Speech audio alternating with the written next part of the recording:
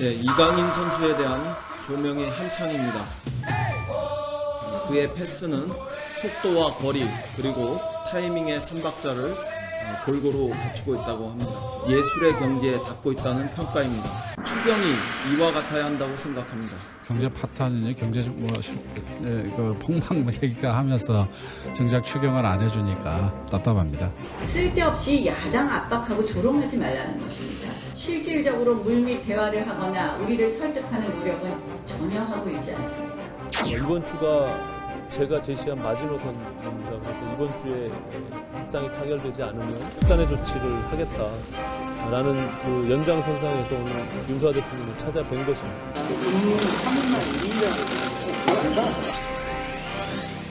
You just wrote me a very nice letter.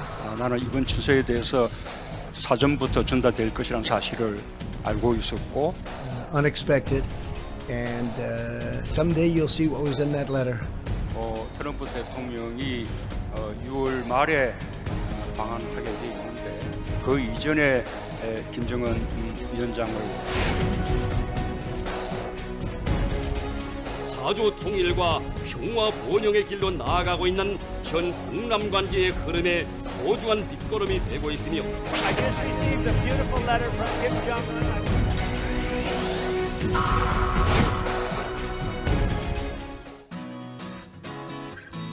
네, 6월 13일 정치부회 시작합니다. 오반장, 6월 국회 열리지 않고 있잖아요. 일할 생각을 안 하고 있는 국회에 대한 시선들도 따가운데 자, 이제는 더 이상 참을 수 없다. 국회 내에서도 또 정치권 내에서도 여러 가지 움직임이 감지되고 있죠. 일단 지금 여야 간의 물밑 협상은 계속 진행되고 있는데 네. 최근에 한국당이 이른바 경제 실정 청문회를 열어야 한다. 또 새로운 조건을 들고 새로운 나왔잖아요. 문제 제기를 또 했죠. 네, 민주당은 네. 지금 이를 받아들일 수 없다는 입장이 있는데요. 네. 이런 가운데 지금 또 그동안 한국당만을 제외한 여야 4당의 국회 소집 부정적이었던 바른미래당이 네. 이 국회 소집 가능성을 내비치면서 그래요? 단독 예, 국회 가능성이 생겼다 예, 이거 얘기죠? 한국당을 네. 또 압박하고 나섰습니다. 좋습니다. 이따 자세히 좀 얘기해 보고요. 최 반장, 전 남편을 잔혹하게 살해한 혐의로 이제 검찰에 사건이 넘어갔잖아요. 이제 피의자 고유정에 대한 수사가 본격화되고 있는데 여러 가지 다른 의혹들이 좀 불거지고 있잖아요. 의붓 아들의 그 의문사 부분에 대해서도 재수사가 진행된다고요. 네, 갈수록 좀 미스테리한 상황이 많은데 이 경찰에 따르면 당초 이 고유정의 의붓 아들이 네. 이 잠을 자던 중에 질식사했다라는 글쎄요. 사건이 있었습니다. 당시 경찰은 이제 타살 혐의가 발견이 되지 않아서 사고사를 결론을 내렸는데 전 남편이 사망하기 얼마 전이죠? 그렇습니다. 바로 이번에 또 이런 전이죠. 사건이 발생하다 보니까 경찰은 당시에 좀 의문점은 없었는지 모든 가능성을 열어두고 지금 수사를 다시 하고 있대요. 좋습니다. 우리 들어가서 얘기 좀 이어갑시다. 갑시다.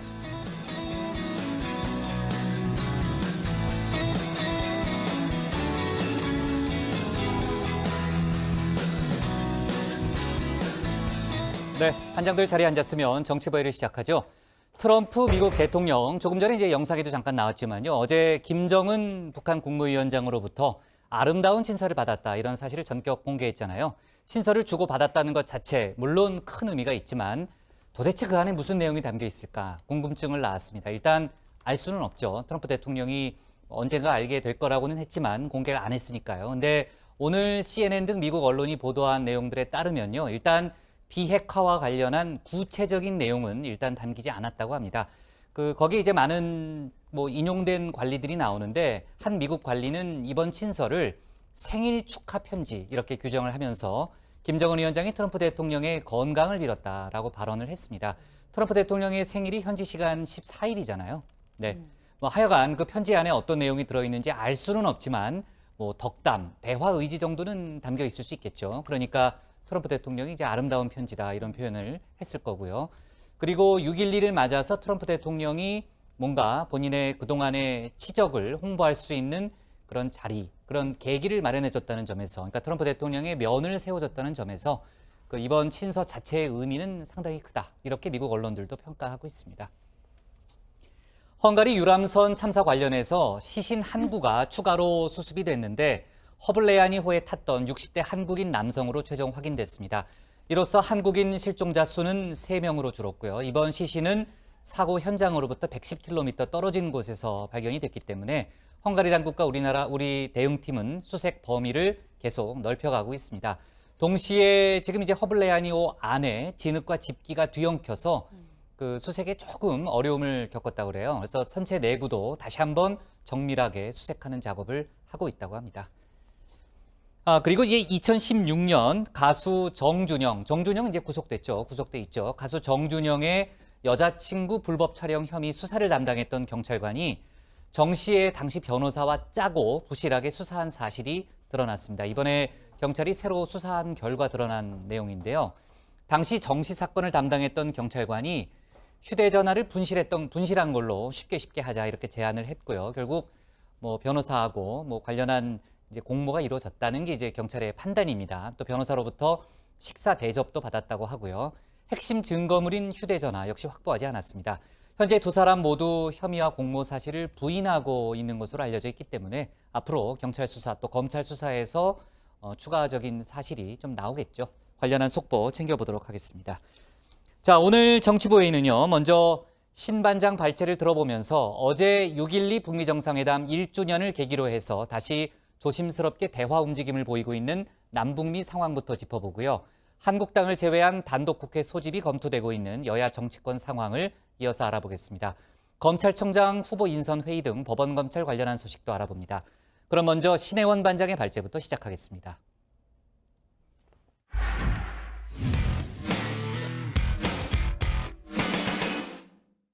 네, 조금 전에 간단히 얘기했던 대로요. 북미 싱가포르 정상회담 1주년을 기점으로 해서 남북미 새 정상이 대화 재개를 희망하는 목소리를 동시에 냈습니다. 문 대통령은 이달 말 트럼프 대통령이 방한하기 전에 4차 남북 정상회담을 갖자고 공식 제안했고요. 북한은 고 이희호 여사 조의문을 김여정 부부장을 통해 보내왔습니다. 트럼프 대통령 어제 김정은 위원장의 친서를 공개했고 분위기가 서서히 바뀌고 있다는 분석도 조심스럽게 나오고 있습니다. 오늘 신반장 발제에서 외교안보 관련 속보 내용을 자세하게 짚어보겠습니다. 네, 고 김대중 전 대통령은 지난 2000년 우리나라 최초의 노벨 평화상 수상자로 선정됐습니다. 민주화와 인권 신장, 특히 북한과의 관계 개선을 통해 동아시아 평화에 기여한 공로를 인정받았습니다. 그해 겨울에 노르웨이 오슬로를 직접 방문해서 상을 받고 또 연설도 했습니다. 노르웨이 노벨위원회 위원 여러분, 그리고 내외 귀빈과 신사숙녀 여러분, 저에게 오늘 내려주신 영예에 대해서 다시 없는 영광으로 생각하고 감사를 드려 맞이했습니다. 그러나 저는 한국에서 민주주의와 인권 그리고 민족의 통일을 위해 기꺼이 희생한 수많은 동지들과 국민들을 생각할 때 오늘의 영광은 그분들에게 바쳐져야 마땅하다고 생각합니다. 오슬로는 매년 노벨 평화상을 발표하고 시상하는 평화의 도시입니다. 이스라엘과 팔레스타인이 최초로 평화 협정을 맺은 곳도 바로 이곳입니다. 지금 문재인 대통령이 북유럽 순방 두 번째 나라로 노르웨이를 방문 중인데요. 전 세계의 한반도 평화 구상을 소개하기에 가장 적격인 곳입니다. 우리 시간 어제 저녁 2007년 독일 베를린 구상을 잇는 오슬로 구상을 발표했습니다. 첫째, 일상을 바꾸는 적극적 평화입니다. 한국에서는 오랫동안 분단이 국민의 삶과 민주주의, 심지어 국민의 사고까지 제약해 왔습니다. 이제는 달라져야 합니다. 평화가 국민의 삶에 실질적으로 도움이 될 때 국민들은 적극적으로 분단을 극복하고 평화를 만들어갈 것입니다. 네 번째 남북 정상회담에 대한 확고한 의지도 나타냈습니다. 자신은 언제든 만날 준비가 되어 있다며 결정은 김정은 위원장의 선택에 달렸다고 했습니다. 구체적인 회담 시기도 처음으로 거론했습니다. 트럼프 대통령이 6월 말에 방한하게 돼 있는데 가능하다면 그 이전에 김정은 위원장을 만나는 것이 바람직하다고 생각합니다. 그러나 그 역시 김정은 위원장의 선택에 달렸다, 그렇게 말씀드릴 수 있겠습니다. 북미 대화의 모멘텀이 여전히 유지되고 있다는 점도 강조했습니다. 이 트럼프 대통령이 아름답고 따뜻하다고 묘사했던 김정은 위원장의 친서도 이미 전달되기 전부터 알고 있었다고 했고요. 또 미국으로부터는 대체적인 내용까지도 전달받았다고 했습니다. 다만 북미 두 정상이 조속히 만날 필요가 있다는 점을 분명히 했습니다. 그 친서에서 상대에 대한 신뢰와 또 변함없는 어떤 그 대화의 의지 이런 것들 표명되고 있기 때문에 대화의 모멘텀은 계속 유지되고 있다. 우선 그 김정은 위원장과 트럼프 대통령은 보다 이렇게 조기에 만나는 것이 바람직하다고 생각합니다. 대화하지 않는 기간이 길어지게 된다면 이 대화의 열정이 식을 수도 있다고 생각합니다. 2차 하노이 북미 회담은 지난 2월 말에 있었습니다. 벌써 100일이 넘게 교착 국면이 이어진 터라 사실 트럼프 대통령도 김 위원장의 편지가 올 거라고는 미처 예상하지 못했던 듯 보입니다. 정말 멋진 편지를 받았다면서 재차 감사의 뜻을 표했습니다. He just wrote me a very nice letter, unexpected, and someday you'll see what was in that letter. Someday you'll be reading about it, maybe in 100 years from now, maybe in 2 weeks, who knows. But it was a very nice letter. It was a very warm, very nice letter. I appreciated it. Okay? 다만 이날 회견에서 가장 많이 등장한 표현은 서두르지 않겠다였는데요. 자, 직접 한번 들어보시죠. Time, I'm in no rush. The sanctions are on. 네, no rush, 서두르지 않는다. 제재는 유지되고 있다고 했습니다. 한 번 더 강조합니다. So we'll see what happens. I'm in no rush. I'm in no rush. 네, 한번 지켜보자. 서두르지 않는다 곱하기 2번. 즉 북한과의 좋은 관계를 부각하면서도 기존의 속도 조절로는 그대로 유지하겠다는 입장을 드러낸 겁니다. 역시나 관건은 비핵화 빅딜과 단계적 해법 사이 북미 간 이견차를 좁혀 나가는 것인데요. 미 국무부는 북한과 따뜻한 관계를 유지하고 있다면서 북한과 실무 차원 협상에 나설 준비가 됐고 그럴 의지도 있다고 밝혔습니다. 스티브 비건 미 국무부 대북 특별대표도 뉴욕에서 유엔 안보리 이사국들과의 비공개 회동을 가졌습니다. 자, 남북 대화에선 고 이희호 여사가 생전과도 같이 마지막 가교 역할을 해줬습니다. 김정은 위원장 명의의 조의문을 동생 김여정 부부장 편에 전달한 것이 경색된 남북 분위기를 풀어줄 전환점이 될 수 있는데요. 조의문에는 이 여사의 헌신과 노력은 자주통일과 번영의 길로 나아가고 있는 남북관계 흐름의 소중한 밑거름이 됐다. 온 결의가 영원히 잊지 않을 것이다. 라는 글귀가 담겼습니다. 김여정 제1부부장은 김정은 위원장께서 이희호 여사님에 대해서는 각별한 감정을 가지고 김여정 제1부부장이 남측의 책임 있는 인사에게 직접 조의를 전달하는 것이 좋겠다고 말씀하셨다고 전했습니다. 비록 조문단 파견 대신 조의문을 전달하는 것으로 끝났지만 그 메신저로 김여정 부부장이 등장했다는 건 상당히 큰 의미입니다. 남북관계가 경색된 상태라는 점을 감안한다면 김 위원장이 자신의 혈육을 보내면서 최고의 예우를 갖추려 한 것 아니냐는 분석이 나옵니다. 어제 판문점에 직접 나갔던 박지원 의원, 당시 상황을 이렇게 설명했습니다. 제가 아쉽다고 김여정 제1부부장에게 얘기를 했습니다. 유족 측은 물론 우리 장례위원회에서도 조문단 파견을 기다리고 있었는데 조의문과 조화로 대신한 것에 대해서 굉장히 아쉽다는 말씀을 드렸습니다. 그러면 지금 상황에선 요 정도까지다라고 생각을 하고 있는 모양이죠? 위에서, 저 북쪽에서는? 뭐 처음 시작이기 때문에 최소한 김여정 부부장과 청와대 국가안보실장이 만나서 15분간 대화를 나눈 것 자체가 큰 의미가 있다. 저는 큰 진전이라고 평가를 합니다.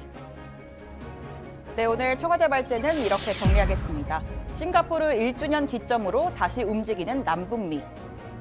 네, 어제 싱가포르 북미회담 1주년을 맞아서요. 연설, 친서, 조의 외교가 정말 동시다발적으로 활발하게 일어났습니다. 자, 하나하나 좀 짚어볼 텐데요. 일단 날짜가 아주 절묘하게 맞았습니다. 문재인 대통령이 마침 또 오슬로에서 연설을 하면서 새 한반도 평화 구상에 대한 비전을 밝혔죠. 네, 우정 혹시 그 노루가 다니는 길이 뭔지 아세요?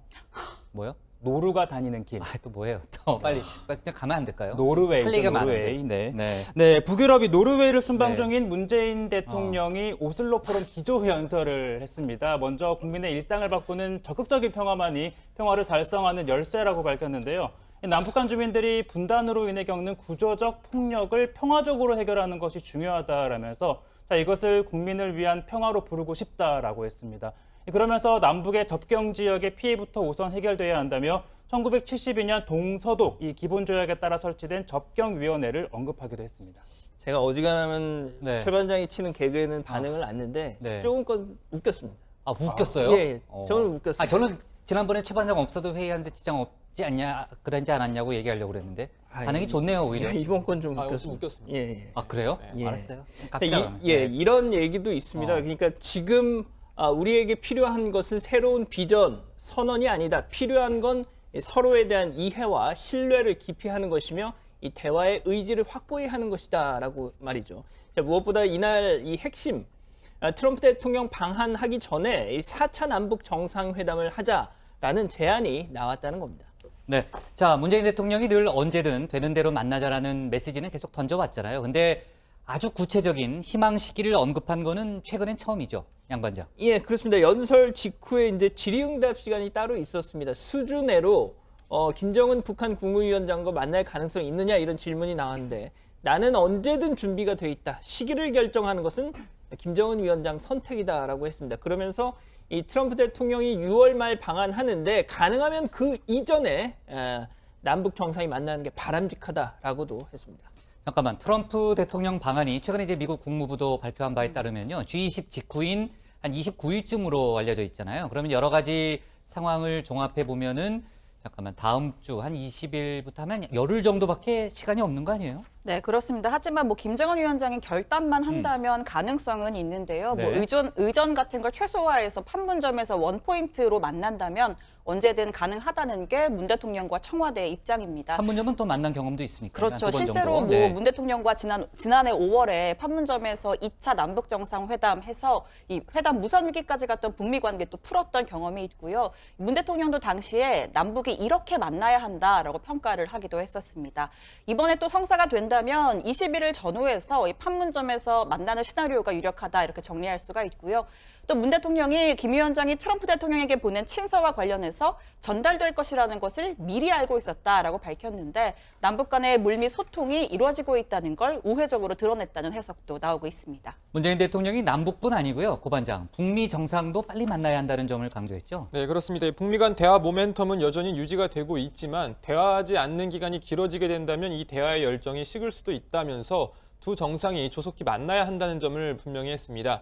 김정은 위원장이 친서를 보낸 점도 긍정적인 대목이죠. 트럼프 대통령이 아름답고 따뜻한 내용이라고 묘사한 만큼 현재 분위기를 반전시킬 수 있는 계기가 될지 주목이 됩니다. 트럼프 대통령 현재 북미 관계가 좋다는 점을 강조하면서 다만 서두르지는 않겠다는 입장을 밝혔습니다. I think we're going to do very well with North Korea over a period of time. I'm in no rush. The sanctions are on. We got our hostages back. Our remains are coming back. You saw the beautiful ceremony in Hawaii with Mike Pence. We're getting the remains back. There's been no nuclear testing whatsoever.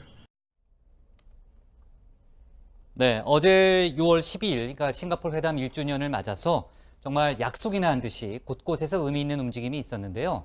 비건 대북정책 특별대표도 유엔 안보리 관계자들을 만났다면서요? 누가 대답해요? 네, 스티븐 비건 대표가 현지 시각 12일 미국 뉴욕에서 15개 유엔 안보리 이사국 그리고 한국, 일본 등과 비공개 회동을 가졌습니다. 비건 대표는 트럼프 대통령이 받은 친서 그리고 김정은 위원장이 김여정 부부장을 통해 보낸 고 이희호 여사에 대한 조의문과 조화에 대해서 긍정적 시그널로 본다는 취지의 언급을 한 것으로 전해지고 있습니다. 자, 이날 회동에 참석한 조태열 주 유엔 한국 대사는 회동 직후 우리 특파원들에게 향후 북한과의 협상 전망과 관련해 현 상황을 어떻게 평가해야 할지 또 앞으로 방향을 어떻게 잡아야 할지 등에 대해 일반적인 의견 조율을 했다라고 밝혔습니다. 네, 자 어제 저희가 이제 속보로는 전했지만요, 김여정 부부장이 이희호 여사에 대한 이제 조문 이제 메시지를 갖고 왔잖아요, 좋아하고요. 근데 저희가 이제 영상은 어제는 이제 볼 수 없었고 그 이후에 이제 영상을 봤는데.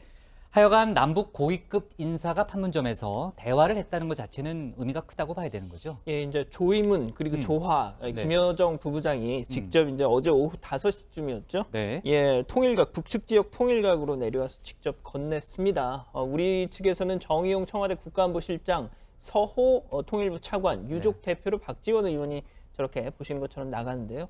뭐 정식 회담은 아니지만 이 하노이 회담 결렬 이후 뭐 아시는 대로 남북 고위급이 만난 건 어제가 처음이었던 그렇죠, 겁니다. 그렇죠. 예. 예. 이 정부가 이 공개한 영상에는 음성, 그러니까 저 지금 보시는 저 사람들의 말소리는 지금 소거가 돼 있는 상태인데. 지금 전달하는 게 조이문이죠? 네. 예. 네, 조이문. 예. 자, 이 자리에서는 최근 남북 관계에 대한 메시지가 오갔을 것이다라는 분석이 나오고 있습니다.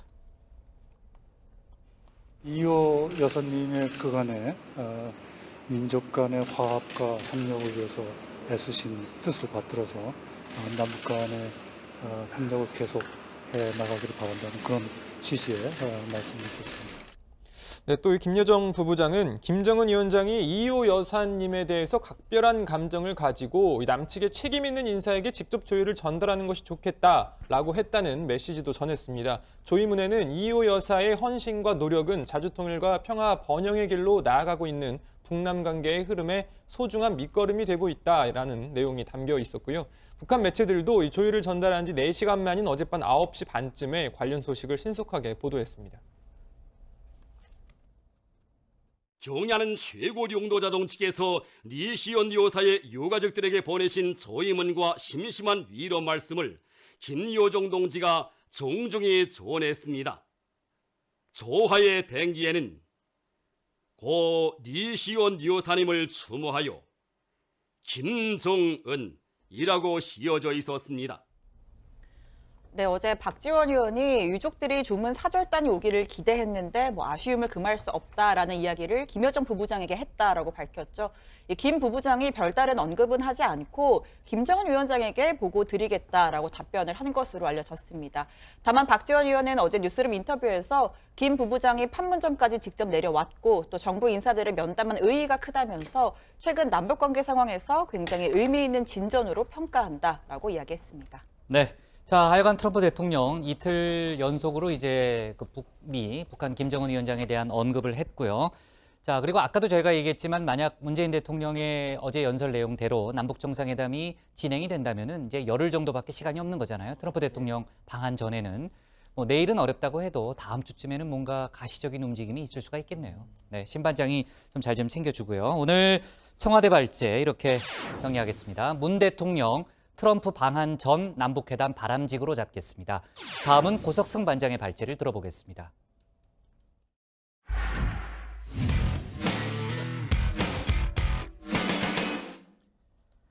여야 간 국회 정상화 논의가 계속 이어지고 있지만 지금 이 시간까지도 뚜렷한 결론은 나오지 않았습니다. 국회법에는 짝수달, 그러니까 6월 국회는 반드시 열도록 돼 있죠. 하지만 국회 소집 소식은 감감무소식입니다.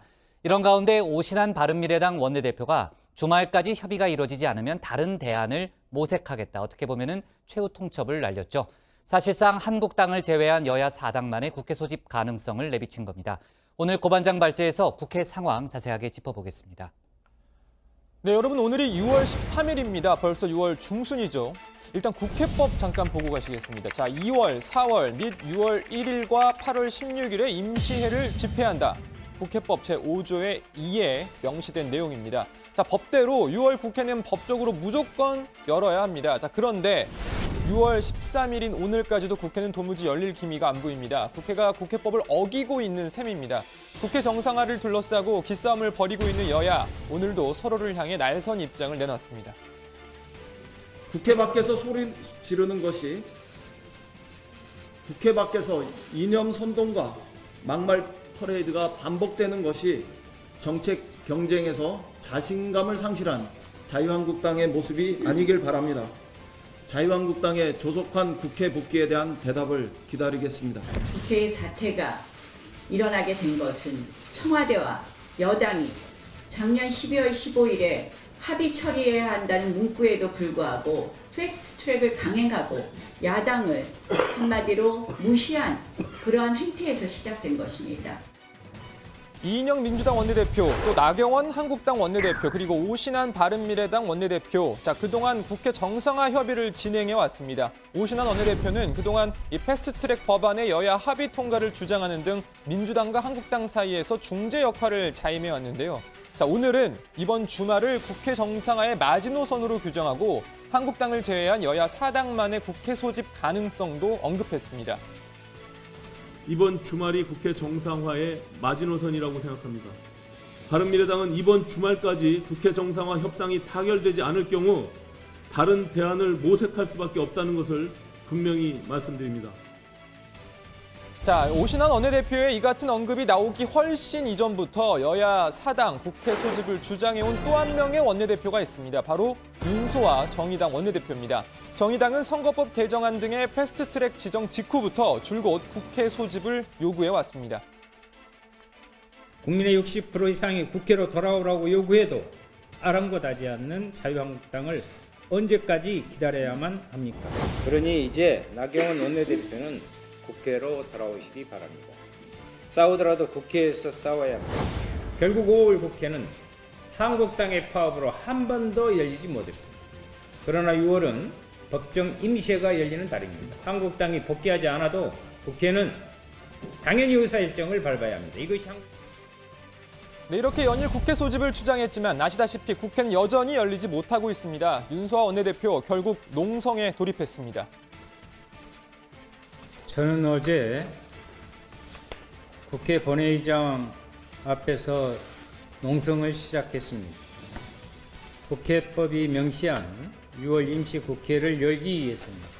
많은 의원들께 전화를 걸어 임시회 소집 서명을 부탁드렸습니다. 그 결과 새롭게 10여 분이 서명을 해주셨고 동참을 해주시기로 하셨습니다. 자, 이쯤 되면 궁금해지는 게 있습니다. 윤소아 원내대표 말대로 한국당 없이 국회 열 수 있는 거 아니냐? 왜 한국당까지 꼭 참여를 해야 하는 거냐? 자, 누구보다 이 상황이 답답할 집권여당 민주당도 여야 4당만의 국회 소집 검토 중이지만 아직까진 열어봤자 실속 없이 갈등만 커질 수 있다는 판단이 더 많은 것 같습니다. 자, 무슨 말인고 하니 국회 의사 일정은 교섭단체 대표 간 협의로 정하게 돼 있습니다. 상임위원회 일정도 마찬가지로 교섭단체 간사 간 협의가 필요합니다. 자, 국회를 소집해도 한국당이 협의에 참여하지 않으면 파행 상태 그대로 유지될 가능성이 큰 겁니다. 또 국회 상임위원장직 절반 가까이 한국당 몫이라는 점까지 감안하면 막상 국회를 열어도 할 수 있는 게 별로 없다는 겁니다. 당장 여당 입장에서 급한 추경 예산안 심사도 한국당 소속 위원장이 있는 예결위 심사를 거쳐야 합니다.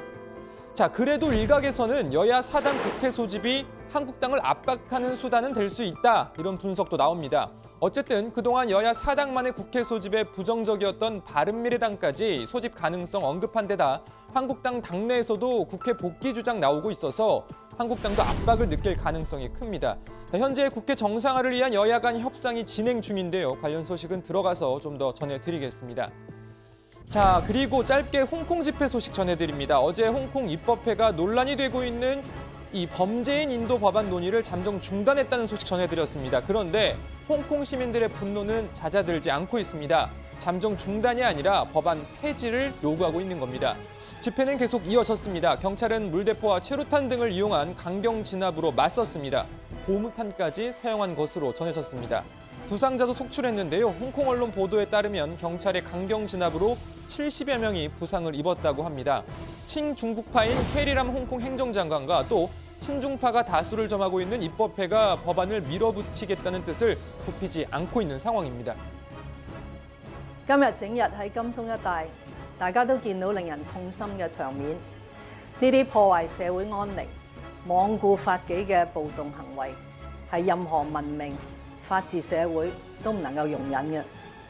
好清晰，呢啲已經唔係和平集會，而係公然有組織咁發動暴動，亦都唔可能係愛護香港嘅行為。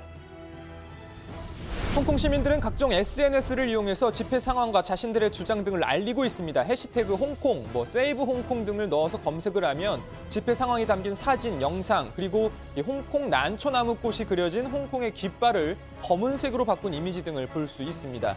한국어로 우리나라 사람들의 관심과 지지를 요청하는 글도 올라와 있습니다. 앞서 보신 것처럼 홍콩 정부는 법안 강행 의사를 밝히고 있습니다. 중국 중앙정부의 의지도 확고합니다. 홍콩 시민들은 법안 폐지를 주장하고 있고 미국, 영국, 캐나다 등은 정부가 나서서 홍콩 시민들을 지지한다는 입장을 밝히고 있습니다. 국제적인 문제로 커지면서 사태가 장기화될 가능성도 커 보입니다. 자, 오늘 발제 이렇게 정리합니다. 국회 정상화 협상 막판 진통, 오신환 이번 주가 마지노선. 네, 자, 그 집중 발제 얘기를 하기 전에요. 지금 막 들어온 소식을 하나 좀 보면은 문재인 대통령이 노르웨이를 방문 중이잖아요. 노르웨이 에르나 솔베르그 총리하고 정상회담을 갖고 그 이후에 기자회견을 했습니다. 근데 기자회견 내용이 지금 막 들어왔는데 다른 여러 가지 내용도 있지만 일단 북한 비핵화 등등에 관한 얘기를 조금 정리해서 얘기를 하자면요. 아까도 제가 얘기했지만 이제 북한 김정은 위원장과 만날 생각이 있다고 얘기를 했잖아요. 예. 트럼프 대통령 방한 전에 시기와 형식, 장소를 묻지 않고 언제든지 남북 정상회담에 나설 준비가 돼 있다는 점을 다시 한번 분명히 강조했습니다. 아직 김정은 위원장과 구체적인 약속을 한 건 아니죠. 아니라고는 얘기하면서도 6월 남북 정상회담이 불가능하지 않다고 얘기를 했고요. 그 결단은 김정은 위원장에 달려 있다. 김정은 위원장이 결심만 하면 판문점에서 정상회담을 했던 경험이 있기 때문에 열흘 내에 얼마든지 정상회담을 할 수 있고 또 문 대통령은 정상회담에 나설 준비가 돼 있다는 점을 다시 한번 강조했습니다.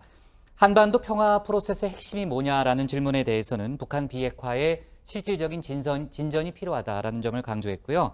군사적 긴장 완화에 더해서 인도적 교류는 계속해야 되고 궁극적으로는 개성공단 재개를 비롯한 경제 협력으로 가야 되는데 국제 제재가 지금 걸림돌이잖아요. 근데 그 제재를 풀기 위해서는 역시 비핵화에 대한 진전이 필요하다는 점을 문 대통령이 다시 한번 강조하면서 빠르게 그 절차를 밟을 수 있도록 하는 게 우리 정부의 역할이라는 점을 얘기를 했습니다. 그리고요. 저기 그 신반장. 아까 저희가 이제 트럼프 대통령이 받았다는 김정은 위원장의 친서 얘기를 했는데 문 대통령이 그 친서 내용을 또 알고 있다고 얘기했다면서요? 네, 미리 전달하기 전에도 전해받았고 내용도 미국으로부터 들었다고 했는데 네. 오늘 그 노르웨이 총리와의 기자회견 후에 질의응답에서 이 친서의 내용이 어떤 것이냐, 6.12 싱가포르 회담을 기념하는 것이냐, 아니면 3차 북미 정상회담 내용도 있느냐라는 질문이 나왔는데 이에 대해서 문재인 대통령은 미국이 대강의 내용을 알려준 바가 있다. 내용 속에는 트럼프 대통령이 발표하지 않은 아주 흥미로운 대목도 있다라고는 얘기를 했습니다. 저게 뭘까요? 네. 근데 다만 이 트럼프 대통령이 직접 발표를 하지 않았기 때문에 문 대통령이 내가 먼저 말할 수는 없다라고 덧붙였는데 근데 좀 더 얘기했다. 이거 외교 관례 때문에 아무래도 직접 공개할 수는 없는 것 같고요. 하지만 이 흥미로운 대목이라고 했기 때문에 단순히 안부 그 이상의 뭔가가 있지 않을까 이런 추측도 조심스럽게 아까 저희가 그 얘기했잖아요. 트럼프 대통령의 생일 축하 네. 내용이 담겨 있다고. 그 정도 물론 중요한 얘기지만 트럼프 대통령이 아름다운 친서다라고 얘기했을 때는 뭔가 있다는 거잖아요. 그렇죠? 양 반장이 조금 알아보죠, 뭐. 제가 알 수 있는 방법은 그래요? 없죠. 없어요? 영어를 못해서요, 제가. 알았습니다. 자, 그나저나 아까 이제 홍콩 시위, 정말 대단한 충돌이 있었군요. 근데 물론 시작은 범죄인 인도 법안을 놓고 충돌이 일어난 거지만은 결과적으로 그 안을 들여다보면은 아직도 중국인이라고 느끼는 홍콩 시민들이 많지 않다. 이런 얘기가 되는 거 아니에요? 어떻게 보면. 오늘 인터넷에서 되게 화제가 된 기사가 하나 있었는데 이 홍콩의 사우스 차이나 모닝 포스트 보도였습니다. 미국 보스턴에서 유학 중인 한 대학생이 지난 4월 자신의 교내 신문에 난 중국 출신이 아닌 홍콩 출신이다라는 내용의 칼럼을 실었답니다. 이 학생, 이 칼럼에서 홍콩의 핵심 가치는 헌법이 보장하는 표현의 자유, 집회 결사의 자유의 뿌리를 두고 있는데 자, 이 가치는 인터넷을 검열하고 반체제 인사를 투옥하는 중국과는 거리가 멀다라고 했다는 거죠. 이 칼럼이 나오니까 이 학생과 같은 대학에 다니고 있는 중국인 유학생들을 중심으로 SNS에 비난글이 쏟아졌고 아예 어떤 사람은 너 두고 보자, 처형하겠다 이런 협박글을 올린 중국인 유학생도 있었다고 합니다. 그래요? 네. 자, 아까 이제 헝가리 부다페스트 유람선 참사 속보에 대해서 제가 간단히는 언급했는데 실종자 시신이 한 구 추가로 수습이 된 거죠? 네, 우리 시간으로 오늘 새벽이었습니다. 이 참사 지점으로부터 110km 정도 떨어진 벨스케라는 지역에서 60대 한국인 남성 실종자가 추가로 발견이 된 건데요. 현지 시간으로는 어제 오후 6시 반쯤이었습니다. 정밀 감식을 진행한 결과 한국인 실종자로 확인이 됐고요. 현재로서는 실종자는 3명으로 줄어든 겁니다. 우리 정부와 헝가리 당국은 실종자를 모두 찾을 때까지 현장 수색을 강화하겠다는 입장입니다. 네, 또 우리 정부의 허블레아니호 선체 수색도 조금 전부터 시작이 된 것으로 전해졌습니다. 헝가리 정부의 단독 선체 수색에서는 실종자가 발견되지 않았습니다. 당초 우리 정부의 선체 수색은 어제부터 시작될 예정이었는데요. 우리 정부 대원들의 선체 진입을 허가했었던 헝가리 당국이 다시 입장을 바꿔서 법리 검토가 좀 더 필요하다면서 이 수색을 일단 막았던 겁니다. 헝가리 정부 입장은 한국이 피해자 입장이기 때문에 선체에 진입을 할 경우에 추후 이 가해자 측에서 증거 보존에 문제를 제기할 수도 있다. 따라서 법리 검토를 먼저 해야 한다라는 거였습니다. 결국 진입이 가능한 쪽으로 결론이 났고 우리 시간으로 오늘 오후 4시 조금 전부터 수색을 할 수 있게 된 겁니다. 희생자 유해도 오늘 추가로 운구가 됐죠? 네, 두 번째 운구가 오늘 있었습니다. 희생자 유해 3구 그리고 유가족 7명이 어제 헝가리를 출발해서 오스트리아 비엔나를 거쳐 오늘 오전 인천국제공항으로 돌아왔습니다.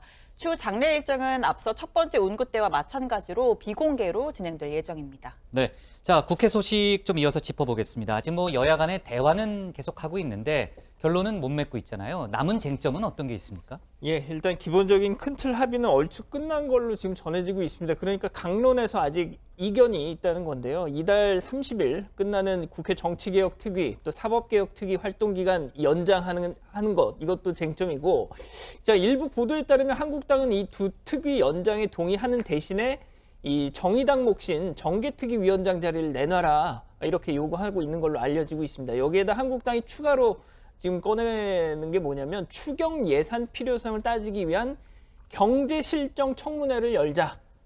이거죠. 자, 민주당은 이 안건으로 올릴 생각이 없다라고 버티고 있습니다. 오신환 이 바른미래당 원내대표 말대로 이번 주 안에 협상 타결 안 되면 한국당을 뺀 여야 4당만의 국회 소집 가능성도 있습니다. 그렇군요. 자, 나경원 원내대표가 오늘 오전에 국회 파행은 청와대 탓이 크다 이런 발언을 하면서 노영민 비서실장으로부터 전화 한 통 받은 적 없다 이런 얘기를 했잖아요. 관련해서 청와대가 설명을 내놓은 게 있죠? 네, 일단 나경원 원내대표가 오늘 오전에 당내 한 토론회에 참석을 해서 이렇게 얘기를 했습니다. 노영민 실장 체제에 들어온 이후에 노 실장으로부터 한 번도 전화조차 받아본 적이 없다라면서 청와대 정무수석 강기정 수석이 최근 청와대 빠지라고 해서 연락을 안 했다라고 하던데, 빠지라는 얘기는 쓸데없이 야당을 압박하고 조롱하지 말라는 의미였다라고 나 원내대표가 이야기를 했습니다. 이에 대해서 청와대도 관련 언급을 내놨는데요. 청와대 고위 관계자는 강기정 정무수석의 말을 대신 전하면서 나 원내대표가 빠지라고 하기 전까지는 나 원내대표와 여러 차례 연락을 했었고 또 황교안 대표 측과도 연락을 하고 있다고 말했습니다. 그러면서 연락을 하지 않았다는 것은 전체적인 맥락에서 맞지 않는 이야기다라는 강 수석의 입장을 전했습니다. 네. 그리고 오늘 다른 정치권 뉴스 중에서는요.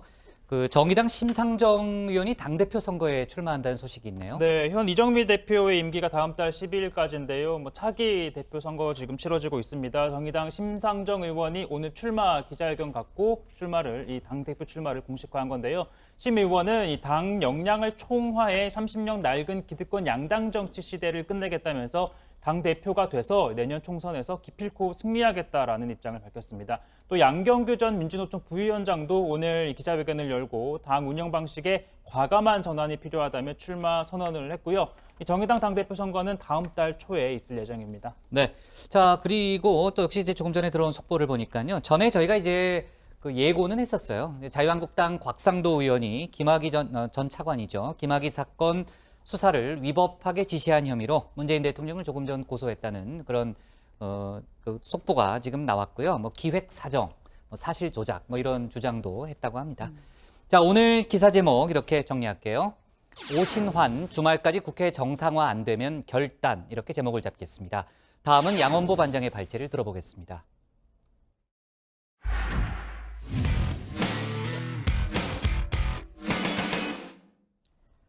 불법 정치자금 수수와 무고 혐의로 기소된 자유한국당 이완영 의원, 오늘 상고심에서 벌금형을 확정받아서 국회의원직을 상실했습니다. 대법원은 벌금 500만 원, 또 무고 혐의로 징역 4개월에 집행유예 2년을 선고한 원심을 확정했습니다. 기억하시겠지만은 이완영 의원은 2016년 사드 정국 또 국정농단 정국을 거치면서 여론의 중심에 섰던 인물이었죠. 오늘 양 반장 발제에서 관련 소식과 다른 정치권 뉴스를 함께 정리해 보겠습니다. 예, 그렇습니다. 자유한국당 이완영 의원 2012년 19대 총선 당시 지역구 군의원 김모 씨한테서 2억 4,800만 원을 빌렸습니다. 자, 그럴 수 있죠. 문제는 무이자로 땡긴 겁니다.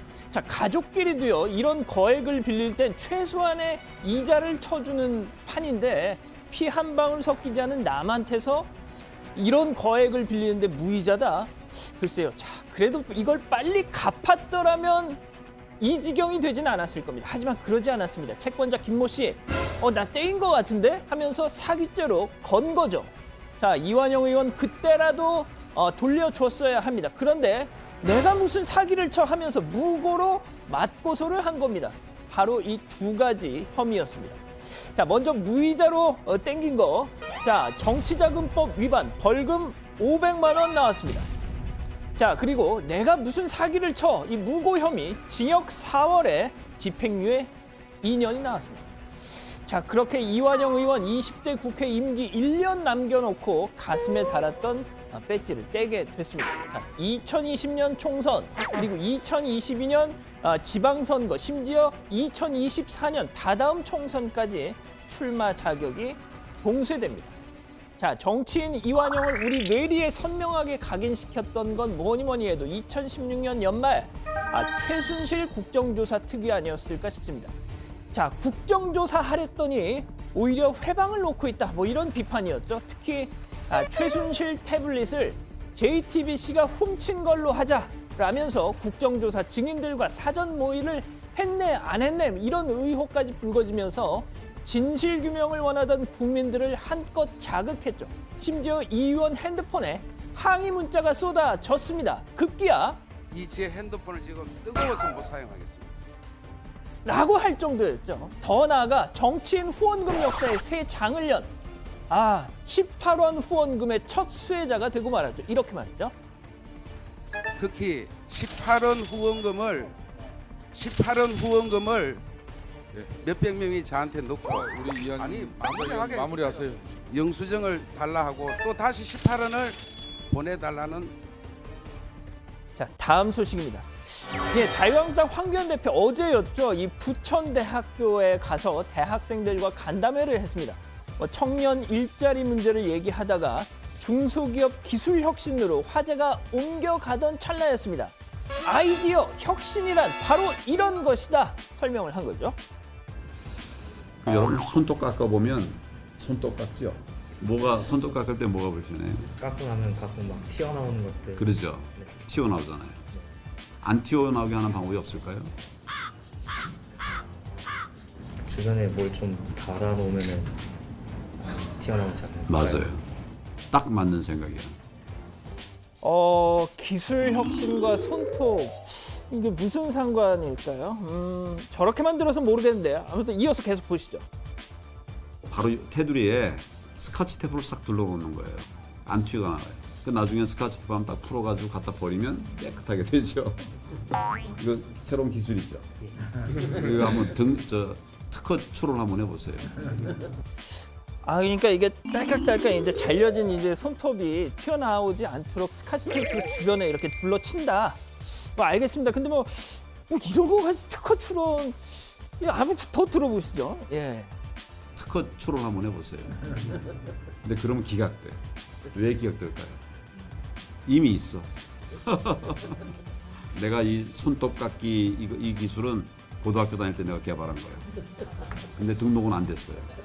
이미 다 단어사 해놔가지고. 네, 아무튼 황교안 대표 본인의 이 고등학교 시절 경험담이었군요. 발명왕 황교안. 자, 어쨌든 어제 이 장제원 의원 또 김진태 의원에 이어서 오늘은 홍문종 의원까지 황교안 대표에 대해서 오직 본인 대권 행보에만 관심이 있으신 사람처럼 보이거든요.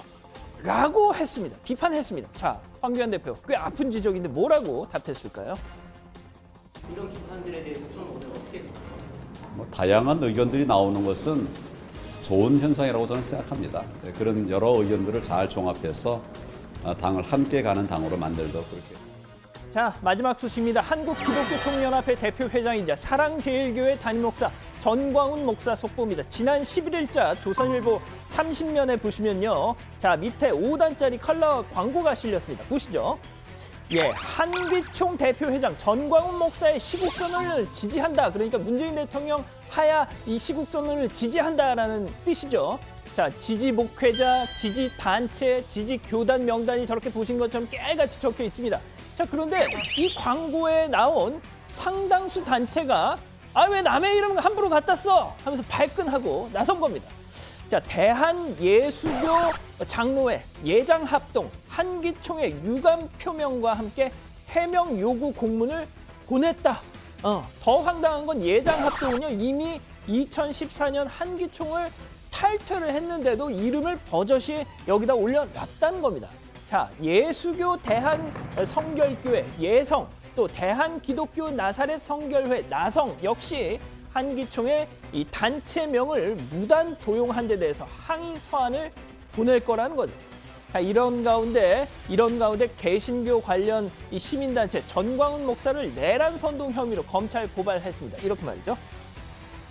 지금 한기총은 그야말로 전광훈 씨 개인의 사조직화돼 버렸다라고 해도 과언이 아닙니다.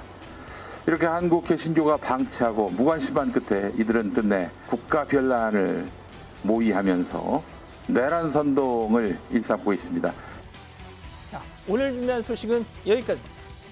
자, 아까도 잠깐 얘기를 했는데요. 한국당 황교안 대표 리더십을 놓고 당 내에서 물론 그게 주류다 이렇게 볼 수는 없겠지만요. 당 내부에서 비판의 목소리가 계속 이어지고 있는데 장제원 의원이 어제 얘기한 건 저희가 소개를 했잖아요. 이미지 정치만 한다. 또 제왕적인 당대표다. 이런 비판을 했고요.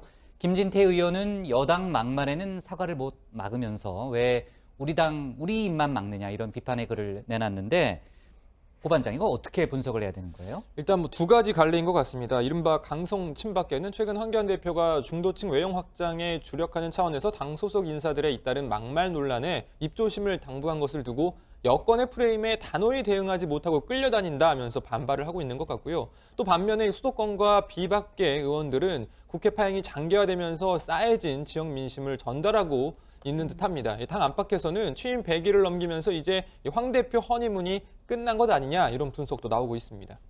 네, 그러니까 이제 황교안 리더십이 본격적인 시험대에 올랐다 이렇게 볼 수 있을 텐데요. 그러니까 한쪽은 더 화끈하게 붙자, 또 한쪽은 민생에 주력하자. 그러니까 서로 바라는 바가 좀 달라 보이네요, 일단요. 네, 특히 강성 친박계 동향과 관련해서 며칠 전에 나는 한국당과 대한애국당 이중당적이라면서 이 탈당을 기정사실화한 홍문종 의원이 의미심장한 얘기를 또 했습니다. 홍 의원은 오늘 라디오의 인터뷰를 통해서 저는 탈당을 선언한 것이나 마찬가지라며 많은 분들과 대화를 하고 있다. 의원들이 10월에서 12월이 되면 많게는 40명 또 50명까지 저와 동조할 것이다라고 주장을 하고 있습니다. 40에서 50명이요? 그렇게나 많이요? 일단 그게 사실인지 아닌지 여부는 현재로서는 근데 정확하게 홍문정 의원이 자기 입으로 얘기했다는 거죠? 그런 표현을 정확하게 숫자로서 또 이렇게 표현까지 그래요? 했었고요. 알 수는 없지만 솔직히 당 내부에서는 말도 안 되는 소리다라는 반응이 좀 많습니다. 당장 김진태 의원조차 내가 왜 가냐 이런 입장을 밝힌 상태죠. 네. 자, 근데 40, 50명이라는 이제 구체적인 숫자, 또 이제 10월에서 12월이면 이제 내년 4월 총선을 다 계산한 그런 아마 타임 스케줄일 텐데 근거가 있지 않겠어요? 그래도 홍문정 의원도? 네, 하지만 네. 객관적인 근거가 있는 건 아닌 것 같고요. 홍문정 의원은 보수 대통합을 통해서 총선과 대선을 이겨야 하는데 그 중심 역할을 하기에는 황교안 대표가 부족해 보인다라는 인식을 공유한다는 겁니다. 때문에 본인이 나가서 태극기 세력을 아우를 수 있는 빅텐트를 치겠다, 그런 구상인 거죠. 자, 대한민국당 조원진 대표가요, 한국당 의원 5명 정도를 섭외했다. 이런 얘기도 최근에 하지 않았어요? 네, 했는데 그 부분에 대해서는 이 조 대표의 친구인 김진태 의원이 직접 설명을 했습니다. 아, 그래요? 네, 그동안 조 대표가 했던 말을 그대로 다 믿는다면 지금쯤 대한민국당 의원이 30명쯤은 돼야 할 것이다. 이렇게 일축을 했습니다. 네. 자, 그리고요. 예전에 저희가 한번 얘기는 했는데 결국 이사를 했습니다. 임종석 전 청와대 비서실장이 집으로 옮겼네요. 예, 지난 10일 종로구 평창동 단독주택에 전세로 이사를 했답니다. 그러니까 한 사흘 전이네요. 예, 이미 종로 이사 계획은 저희도 전해드린 바 있었고 본인도 밝혔고 또 지금 지역구 의원인 정세균 전 의장한테도 저 종로로 이사 가겠습니다 통보를 했던 터였는데 실행에 옮긴 겁니다. 자, 지금 황교안 대 임종석 대결이 되네 마네 뭐 이런 얘기가 많은데 지금 그게 중요한 게 아니라는 거죠. 당장 민주당 내부의 교통 정리가 우선이다 이런 얘기가 많이 나오고 있습니다. 그러니까요. 지금 정세균 전 국회의장 측에서 매우 불쾌해한다라는 그런 뭐 얘기가 정치권에 좀 나오고 있잖아요. 또 종로에 계신 분들 얘기를 들어보면은 정세균 전 의장이 반상회까지 훑고 다닌다 이런 얘기도 있더라고요. 네, 그렇습니다. 정말 뭐 요즘에도 말 그대로 저인망식 지역구 관리를 뭐 하고 있다는 겁니다. 이 정세균 전 의장 앞에서 국회의장은 다음 총선 불출마가 관례다 이런 말을 하면 뭐 거의 혼나는 분위기다 이런 말도 있습니다. 이 말대로라면 그만큼 뭐 종로 3선 도전 애착이 크다는 것 같은데 자, 민주당 안팎에서는 이 정세균 전 의장 은퇴 여부 또 한국당 경쟁 후보가 누가 될지 등이 종합적으로 검토된 후에 민주당의 최종 후보가 가려질 것이다 이런 말이 많습니다. 자, 그런데 또 뭐 이런 변수는 있습니다. 이해찬 당대표는 불출마를 지금 선언한 상태죠. 그리고 문희상 현 국회의장도 관례를 들어서 다음 총선에 출마하지 않을 공산이 큽니다. 자, 그런데 정세균 전 의장만 나는 종로에 다시 출마하겠다라는 주장을 펼쳤을 때 과연 당 안팎에서 얼마나 이 설득력을 가질 것인가라는 문제인데요. 정말 뭐 정세균이 아니면 종로를 지킬 수 없다라는 얘기가 나올 만큼의 상황이 아니고서는 좀 버티기 힘들 거라는 얘기도 있긴 있습니다. 네, 뭐 아직은 좀 더 상황을 지켜봐야 되는 거고요. 또 이제 상대편, 이제 자유한국당 예를 들면 누가 나오느냐에 따라 또 달라질 수도 있겠죠. 대진 표가요. 그리고 이제 최근 방송인 김재동 씨가 이제 고액 강연료 논란에 뭐 휩싸여가지고 본인이 이제 강연을 취소하고 그 청소년을 돕겠다 뭐 이런 얘기도 했잖아요. 근데 정치권 논란이 뭐 계속될 또 그런 분위기라면서요. 네, 이 자유한국당 행정안전위원회 위원들이 오늘 방송인 김재동 씨를 비롯한 김어준, 주진우 씨 등에 대한 특혜성 강연료 실태를 전수조사하겠다라고 밝혔습니다. 한국당 간사인 이채익 의원은 김재동 씨의 강연료 문제에 대해서 친정권 인사를 챙기기 위한 특혜다. 김어준, 주진우 씨 등 친정권 좌편향 인사들에 대한 강연료 실태를 전수조사해서 강연료가 적절했는지 엄밀히 따질 것이다 라고 밝혔습니다. 근데 전수조사까지 하는 무슨 특별한 이유가 있나요? 다른 지자체에 무슨 비슷한 일이 있었어요? 그러니까 뭐 충남 논산시에서 2014년 7월, 2017년 9월 이 두 차례에 걸쳐서 이 김재동 씨를 초청한 뒤에 각각 1,000만 원, 뭐 1,620만 원의 고액 강연료를 준 걸로 확인됐다라고 지금 한국당에서는 얘기를 하고 있습니다. 이채익 의원은 이 논산 행사는 2012년부터 매년 진행됐는데 이 김재동 씨를 제외한 다른 연사들의 경우 강연료가 100만 원을 넘지 않았다라면서 김 씨만 이렇게 고액 강연료를 챙긴 건 친정권 인사 특혜다 이런 지적을 하고 나선 거죠. 잠깐만요. 친정권 인사 특혜라고 했는데 아까 2017년 말고요. 2014년도 얘기하지 않았어요? 박근혜 정권 때 아니에요? 그때는요? 그렇습니다. 2014년 7월이니까 박근혜 정부 2년 차 그렇죠. 때죠. 예, 그러네요. 네. 물론 그런데 이제 뭐 한 가지 좀 이런 건 있습니다. 그러니까 2010년부터 지금까지 민주당 소속 시장이 계속 뭐 이 논산 시장을 하고 있긴 있죠. 그래도 방송가에서는 이건 김재동 씨의 이른바 시장가 때문이지 친정권 특혜와는 거리가 있다 이런 반론도 나오고 있습니다. 네. 자, 좋습니다. 하여간 20대 국회 들어서요. 벌써 의원직 상실된 국회의원이 8명이나 된다고 그러더라고요. 네, 오늘 기사 제목 이렇게 잡겠습니다. 이완영 의원직 상실 한국당 112석으로 정하겠습니다. 다음은 최종혁 반장의 발제를 들어보겠습니다.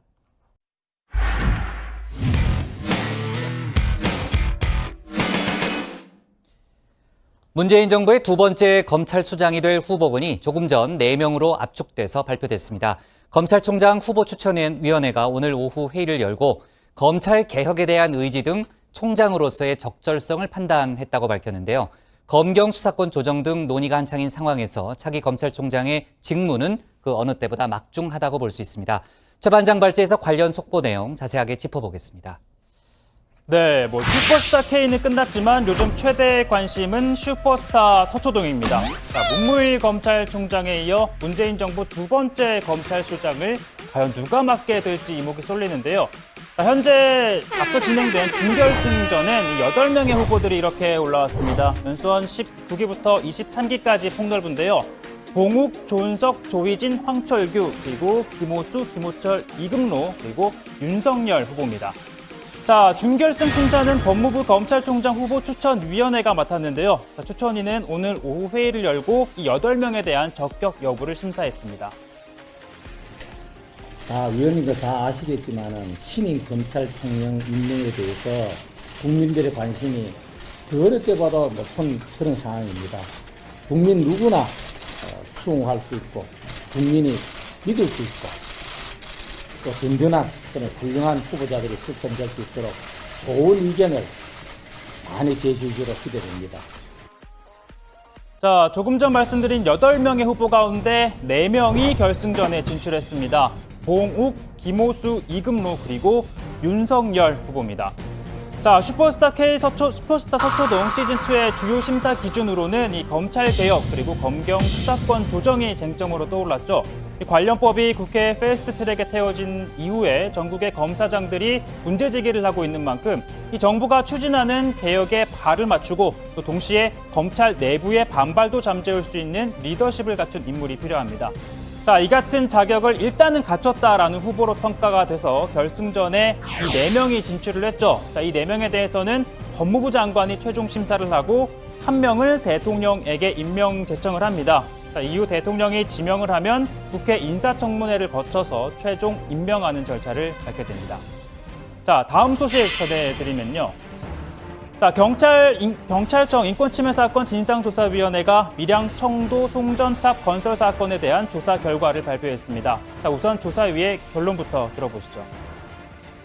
광범위하고 은밀한 채정, 정보관들에 의한 주민 감시와 회유, 또 그 삼선 차단을 통한 통행권의 제한, 현장 상황에 비추어서 과도한 그 공권력의 동원 이런 등이 그 예라고 생각합니다.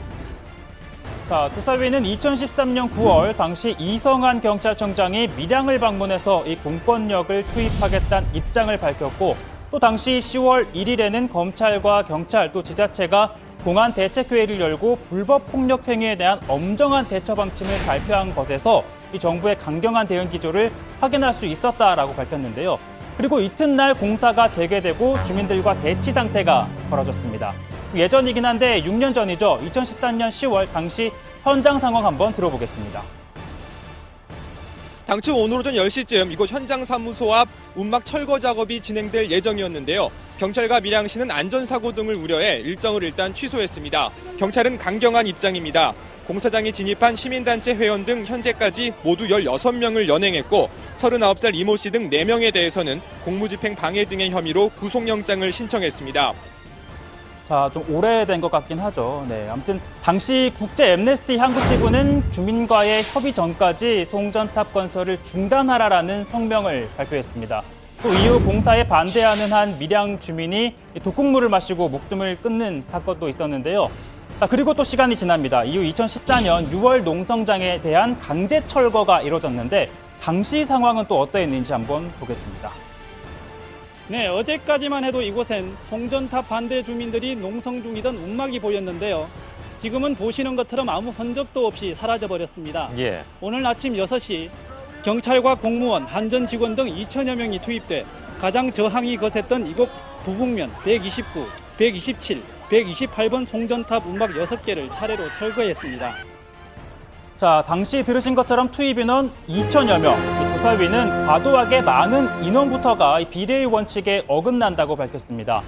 당시 경찰이 천막을 찢고 들어가 주민들이 맨 쇠사슬을 절단기로 끊어 밖으로 끌어내고 또 옷을 벗은 나이가 많은 여성을 남성 경찰이 강제로 끌어내는 등 인권 침해 사례가 있었다고 설명했습니다.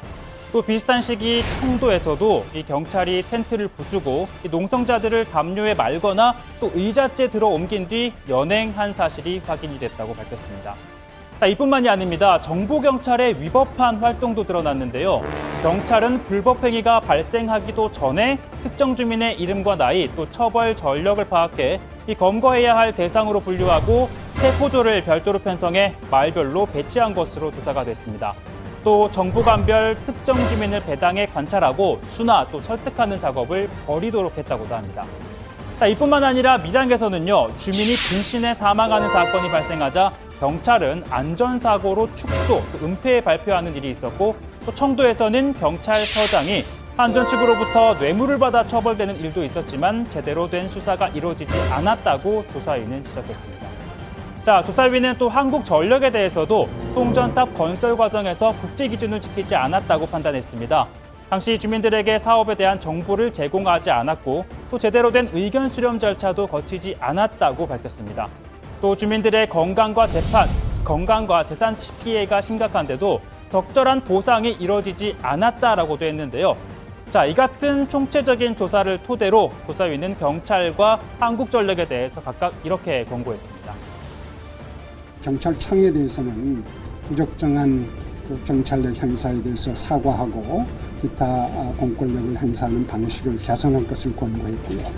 한전은 민간 기업이기 때문에 저희들이 따로 의견을 발표하지는 않고요. 대신 공익사업의 감독기관인 정부가 청도와 밀양 주민들의 피해 실태를 조사하고 그에 따른 치유 방안을 마련할 것을 촉구하는 의견을 냈습니다. 네, 오늘 발제 이렇게 정리하겠습니다. 밀양 청도 송전탑 사건 경찰청장 인권침해 사과해야입니다. 네, 아까 이제 최 반장이 이제 조금 전에 나왔던 속보까지 반영해서 집중 발제 때 얘기를 했지만요. 문무일 검찰총장의 뒤를 이을 신임 검찰총장, 그러니까 문재인 정부 들어서 두 번째 검찰총장이 되는 거죠. 그 후보를 선정할 법무부 검찰총장 후보 추천위원회가 오늘 오후에 열렸고요. 조금 전에 그 4명의 최종 후보가 확정돼서 발표가 됐습니다.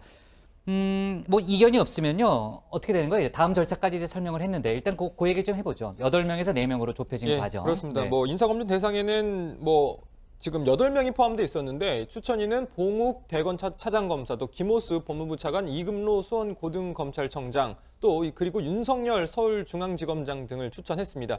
법무부 관계자는 추천위원들이 심사 대상자들의 능력과 인품, 도덕성, 청렴성, 민주적이고 수평적 리더십, 검찰 내 외부의 신망, 검찰 개혁에 대한 의지 등 이 검찰총장으로서의 적격성 여부에 대해 심사했다라고 선정 배경을 설명했습니다. 추천위가 추천한 4명에 대해서 법무부 장관이 1명을 검찰총장 후보자로 제청을 하고 대통령이 지명을 하면 국회 인사청문회를 거쳐 대통령이 최종 임명하게 됩니다. 사실 뭐 고검장급 후보에 대해서는 어느 정도 예상이 됐었는데 최대 네. 관심은 윤석열 지검장이 후보에 포함이 되느냐 아니냐였잖아요. 맞아요. 사실 네. 문무일 검찰총장이 연수원 18기인데다가 윤 지검장이 23기인 만큼 후보가 되면 5기수나 건너뛰게 되는 셈이기 때문에 만일 윤 지검장이 총장이 되면 19기부터 23기까지 검사장 한 30여 명 정도가 줄줄이 사퇴를 해야 하는 인사대란이 벌어질 수도 있는 상황이 빚어질 수도 있습니다. 다만 이 나이로 치면 윤 지검장이 58로 최종 후보들 가운데 가장 연장자입니다. 그렇기 때문에 함께 일할 동기들과 선배들을 붙잡아서 조직 안정화를 꾀할 수 있다는 관측은 나오고 있고요. 아시다시피 윤 지검장은 뭐 최순실 국정농단 특검팀에서도 파견이 됐었고 이명박 박근혜 전 대통령과 양승태 전 대법원장을 구속 기소하는 등 적폐 수사에서 성과를 냈다라는 평가가 나오고 있죠. 다만 이 적폐 수사 등에 대해서는 부정적인 야권의 반발이 좀 예상이 되고 과거 검찰개혁에 반대한 이력 등이 부담으로 작용할 수 있다는 시각도 있습니다. 네, 자 이제 차기 검찰총장 후보자 이제 4명이 정해졌고요. 지금 이제 최 반장이 얘기했던 대로 그 전에도 이제 윤석열 중앙지검장에 대한 이제 포함 여부 가장 관심이 높았던 사안이고 하여간 그 4명에서 1명으로 좁혀질 때 윤석열 지검장이 될지 안 될지 뭐 다른 분들이 될지 좀 지켜봐야 되겠네요. 곧 결정이 되는 거죠? 다음 주쯤 정도에는. 일단은 문재인 대통령 순방 전까지는 좀 결정이 되지 않을 것 같고요. 아무래도 이제 박상희 법무부 장관이 1명을 임명 제청하게 되는데 청와대와 의견을 좀 조율한 다음에 그 과정이 이루어지지 않을까 순방 싶습니다. 전까지는 아니죠. 돌아오기 전까지. 그렇죠. 좋습니다.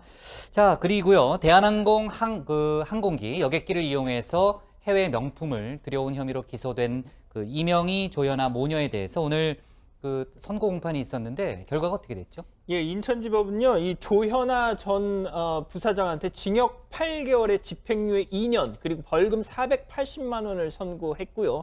6,300여만 원의 추징을 명령했습니다. 또 이 같은 혐의로 기소된 어머니 이명희 전 이루재단 이사장에게는 징역 6개월에 집행유예 1년, 벌금 70만 원을 선고하고 역시 3,700만 원을 추징하라 이렇게 판결을 했습니다. 자, 재판부는 이 대기업 회장의 가족이라는 지위를 이용해서 지극히 이 사적인 범행을 저질렀고 직원들을 그 범행 도구로 전락시키는 등 사회적으로 비난받을 가능성이 크다. 이렇게 지적을 했습니다. 네, 다만 재판부는 사회적인 지위를 양형 요소로 고려하는 건 또 옳지 않다라고도 밝혔는데요. 밀수품 대부분이 생활용품이었고 자체적으로 소비를 해서 유통 질서는 어지럽히지 않았다라는 점 등에 비춰봤을 때 실형을 선고할 만큼 중한 범죄는 아니다라고 판단했다면서 이 집행유예를 선고한 배경을 밝혔습니다. 네, 사회봉사도 명령했다면서요? 네, 그렇습니다. 이 조 전 부사장과 이 전 이사장에게 각각 80시간씩 사회봉사를 하라고 명령했습니다. 재판부는 두 사람이 직원들의 처지와 심정을 조금이나마 이해할 기회를 갖도록 하기 위해서라고 이 사회봉사 명령을 내린 배경을 설명했습니다. 자, 앞서 두 사람 모두에게 실형을 선고해달라고 요구했던 검찰은 판결문을 검토한 다음 조만간 항소 여부 결정하겠다라고 밝혔습니다.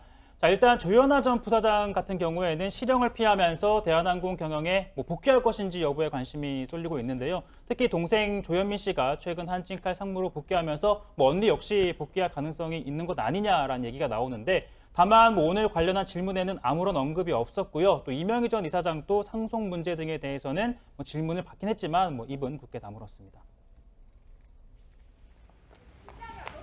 선고 결과 만족하십니까? 집행유예 선고받았는데 한마디만 해주세요.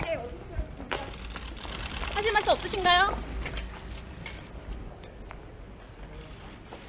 바로 경영 복귀하시는 건가요? 지금 심정 한번 칼로 해주세요. 복귀하시는 건가요? 가족 간의 협의 끝나셨나요?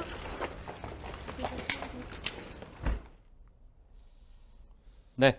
자, 그리고요. 그 전 남편을 살해한 혐의를 받고 있는 고유정에 대해서는요. 여러 가지 아까 새로운 의혹이 나오고 있다고 제가 최 반장이랑 시작할 때 얘기를 했잖아요. 그 중에 하나가 이제 의붓 아들의 석연치 않은 사망 사건인데 그 얘기만 간단히 하면요. 그러니까 2017년 고유정이 현 남편과 재혼을 했잖아요. 그러니까 남편이 전 부인 사이에서 낳은 아들을 올 2월에 할머니 집에서 데려왔습니다. 근데 이틀 만에 숨졌어요. 질식사로 숨졌는데 이 사건을 수사하고 있는 경찰이 아무튼 그 사건도 다시 한번 들여다볼 필요가 있을 것 같다라는 판단 하에 지금 재수사에 들어갔다는 그런 속보가 들어와 있는 상황이고요. 앞으로 고유정을 둘러싼 여러 가지 다른 의혹들도 있기 때문에 관련 속보가 더 나올 겁니다. 최 반장이 내일 좀 다시 한번 이 얘기를 좀 다뤄보고요. 자, 오늘 기사 제목 이렇게 정리하겠습니다. 검찰총장 후보에 김호수, 봉욱, 윤석열 2급 문호로 제목을 잡겠습니다.